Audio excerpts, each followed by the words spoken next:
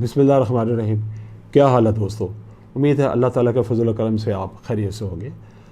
آپ کی خیریت کے لیے اللہ تعالیٰ سے دعا گو ہیں۔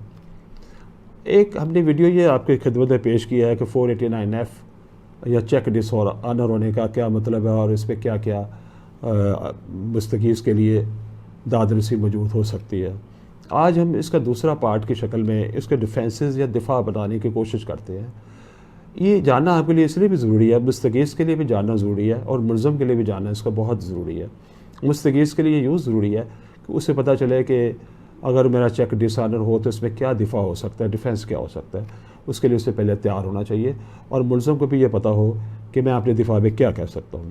سب سے پہلے دیکھیے کہ اس میں 489F کے لیے ضروری ہے کہ اس میں دو انگریڈینٹس مکمل ہوں، یہ ایکٹس ریئس اور مینس ریئس دونوں ہوں۔ ایکٹس ریئس کا مطلب ہے، ایکٹس ریئس کا مطلب یہ ہے، ریئس کا مطلب یہ ہے کہ گلٹی ایکٹ ہو، اور مینس ریئس کا مطلب ہے گلٹی مائنڈ ہو۔ اگر کسی نے ڈس آنیسٹی سے چیک نہیں دیا تو یہ دفعہ نہیں لگے گی، اور اگر کسی نے وہ جو گلٹی ایکٹ مائنڈ سے چیک دیا ہو، وہ گلٹی ایکٹ کے ذریعے اس کو تکمیل تک نہ پہنچائے، یعنی کہ بینک کے پیش ہی نہ کرے، تو تب یہ جرم نہیں ہوگا، ظاہر ہے۔ تو اس کے لیے دونوں جرم کے لیے ضروری ہے کہ اس میں گلٹی مائنڈ بھی ہو ملزم کا اور گلٹی ایکٹ بھی ہو۔ یہ چیزیں آپ نے ذہن میں رکھنی ہے۔ پھر یہ ہے کہ ملزم نے رقم کی ادائیگی کا بندوبست بذریعہ چیک کیا تھا، لیکن چیک ڈس آنر ہونے کا بینک ذمہ دار ہے۔ بینک کی کسی غفلت کی غلطی کی وجہ سے اگر چیک ڈس آنر ہوتا ہے تو پھر یہ اس کا ملزم ذمہ دار نہیں ہے، یہ ایک اچھا دفاع ہو سکتا ہے۔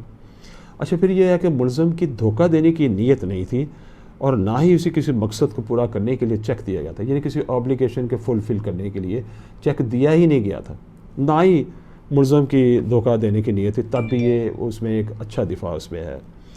اچھا، ایک اور بات ہے کہ اس چیک کا مقصد جو تھا رقم کی واپسی تھا ہی نہیں، اس صورت میں بھی یہ اچھا دفاع ہے۔ اور چیک کی رقم قبل ازیں ملزم نے مستغیث کو یا مدعی کو ادا کر دی تھی، یہ بھی ایک بڑا اچھا دفاع ہے۔ اچھا، اگر کوئی ایسی شرط ہو کہ چیک بینک میں پیش ہونے سے قبل جو ملزم ہے اس کی اجازت لی جائے گی، اس طرح کی کوئی شرط وغیرہ لگا دی جائے تو اس شرط کو پورا کیے بغیر چیک بینک میں پیش کر دیا جائے تو پھر بھی یہ جو دفعہ وہ لاگو نہیں ہوگی، یعنی یہ محتاج ہوگا شرائط کا۔ یہ تب جرم ہوتا ہے جب کسی شرط کے بغیر چیک دیا گیا ہو۔ اچھا، پھر ایک اور بات ہے کہ کئی دفعہ چیک جو ہے محض سیکیورٹی کے لیے دے دیا جاتا ہے یا کسی آئندہ آنے والے مقصد کے پورا کرنے کے لیے دیا گیا تھا، کسی مالی ذمہ داری فائنینشیل لائبلٹی کے ڈسچارج کے لیے نہیں دیا گیا تھا۔ It's a very good defence, آپ سمجھ رہے ہیں نا۔ پھر یہ ہے کہ بزنس کے معاملات کئی دفعہ ہو جاتے ہیں، جائز اختلافات یعنی جینون ڈسپیوٹس لوگوں میں پڑ جاتے ہیں، اور جو معاہداتی وجوب جسے ہم کہہ دیتے ہیں کانٹریکچوئل آبلیگیشنز، اس کے لیے کوئی چیک دے دیا جاتا ہے وہ ڈس آنر رہتا ہے، تو these are very good defences, اس میں یہ دفعہ لاگو نہیں ہوگی۔ 489F اور PPC کا جو 420 سیکشن ہے وہ اکٹھا لگا لیتے ہیں لوگ، اس کو بھی عدالتوں نے عمومی طور پر ناپسند ہی کیا ہے۔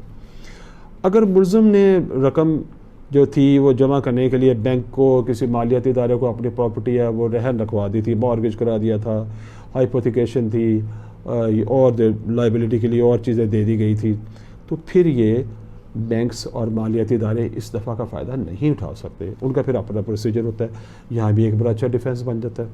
اچھا، کئی دفعہ اس میں 420، 406، 468، 471 جیسی تعزیرات میں نے دیکھا ہے وہ لگوا لیتے ہیں لوگ چیک ڈس آنر ہونے کے ساتھ ساتھ۔ عدالتیں عام طور پر ان دفعات کو اس کے ساتھ ناپسند ہی کرتی ہیں اور یہ بھی ایک بہت اچھا ڈیفینس بن جاتا ہے۔ اچھا، کئی دفعہ ہوتا ہے کہ جو مستغیث ہے وہ ایسا لگ رہا ہے کہ پیسے اپنی کسی رقم کی وصولی کے لیے اسے چیک لکھا لیا، یہ بھی ایک بڑا اچھا ڈیفینس ہے، اس صورت میں بھی 489F جو ہے وہ لاگو نہیں ہوگی۔ یہ چند ایک ڈیفینسز ہیں۔ فوجداری کیسوں میں بہت سی مختلف وجوہات ہو سکتی ہیں، یہ ضروری نہیں کہ یہ ایسے ڈیفینس ہی ہوں، بہت سے ڈیفینسز ہو سکتے ہیں جس سے مقصد کا یہ پتہ چلے کہ اس میں نہ کسی بدنیتی کا ڈس آنیسٹی کا تعلق ہے اور نہ کسی آبلیگیشن کو فلفل کرنے کا تعلق ہے۔ اگر یہ دو چیزیں نہیں ہیں تو یہ 489F نہیں لگے گا، ان دو چیزوں کا ہونا چاہیے۔ تو امید ہے آپ کو یہ ویڈیو پسند آئی ہوگی، اس کو پہلی ویڈیو کے ساتھ ملا کے دیکھیں گے تو آپ زیادہ بہتر فائدہ اٹھا سکتے ہیں. اگر اس میں آپ نے کچھ سوال کرنا ہے تو انشاءاللہ ہم آپ کو جواب دیں گے. چینل کو سبسکرائب کریں، لائک کا بٹن دبائیں اور کمنٹ سیکشن میں اپنی رائے ضرور لکھیں تاکہ ہم اپنی کارکردگی بہتر بنائیں. آئندہ ویڈیو تک کے لیے آپ سے اجازت چاہتے ہیں. اللہ حافظ.